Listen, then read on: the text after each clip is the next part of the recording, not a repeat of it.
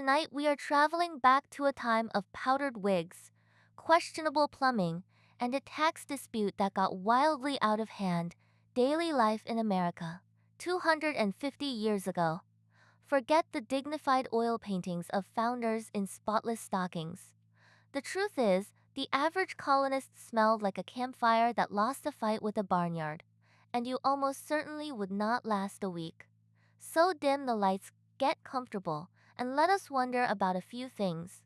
Could you survive a job with no weekends? No coffee, and no ibuprofen?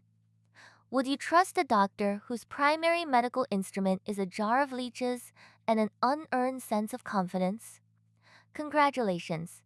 You have just woken up in 1776. You open your eyes to darkness because windows are small, glass is expensive, and the sun has not fully committed yet. You are lying on a rope-strung bed frame, topped with a sack of straw.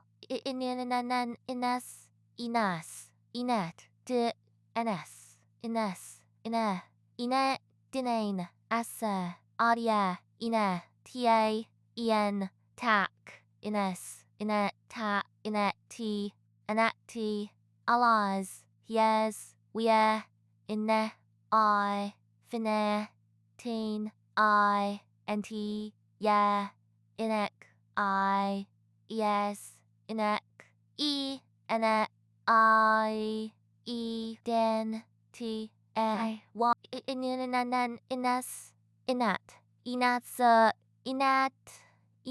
so, not, all across you like a litter of puppies, and somewhere below, a cow is making its opinions known. Sheet here is no snooze button. T here is only the day, and the day has plans for you.